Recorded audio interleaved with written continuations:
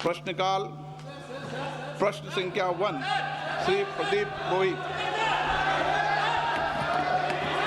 श्री प्रदीप पुरोहित question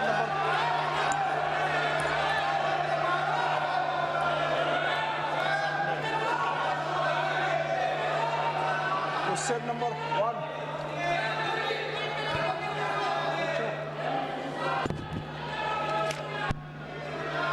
question number 1 उत्तर सभा पटल पर रखा गया।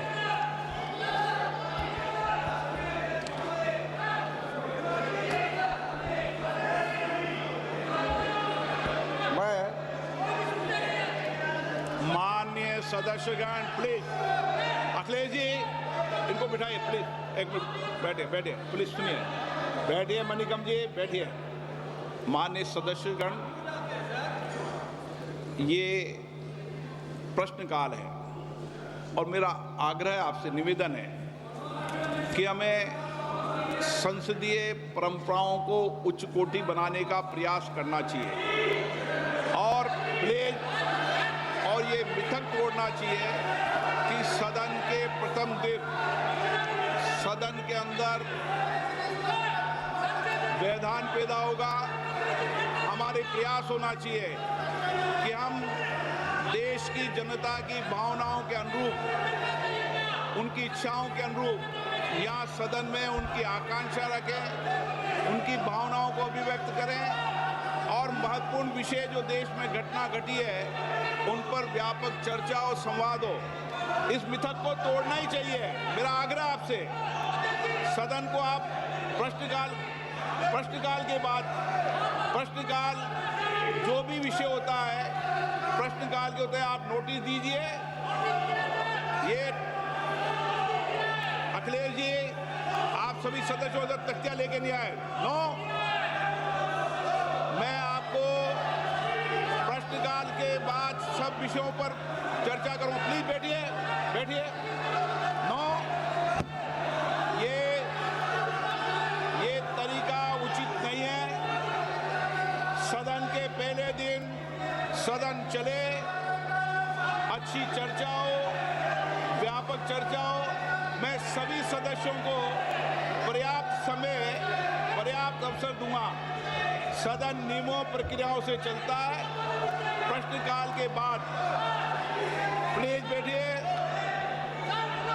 नो, प्रदीप पुरोहित जी। मैं क्वेश्चन नंबर 1 पे जो माननीय मंत्री जी ने जो उत्तर दिए हैं, मैं उनको धन्यवाद देता हूं। व्यापक मात्रा में उनका उत्तर हमको भेजे हैं। मैं मोदी जी को भी धन्यवाद देना चाहता हूं, हमारा यशस्वी प्रधानमंत्री, इसलिए कि मोदी जी सबका साथ सबका विकास का जो नारा देके 2014 में देश चलाने की शुरुआत किए। कहीं भी कोई स्टेट में कोई भी सरकार हो, कोई भी गवर्नमेंट हो, उसका कोई मतलब मोदी जी नहीं रखते हैं।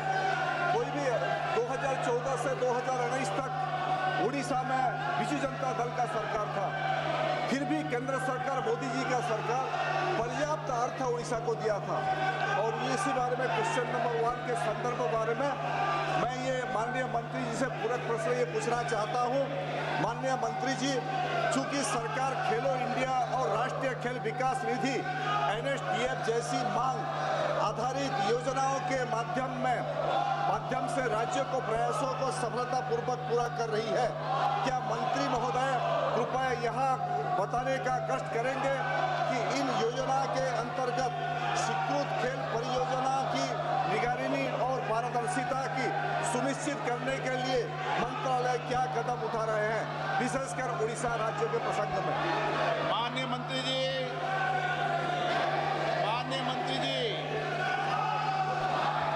अध्यक्ष महोदय, मैं आपके माध्यम से सदस्य जी को बताना चाहती हूँ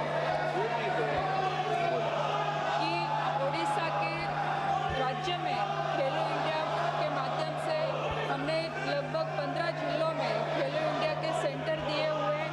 वहाँ पे हमारा खेलो India state centre of excellence भी शुरू है और उसके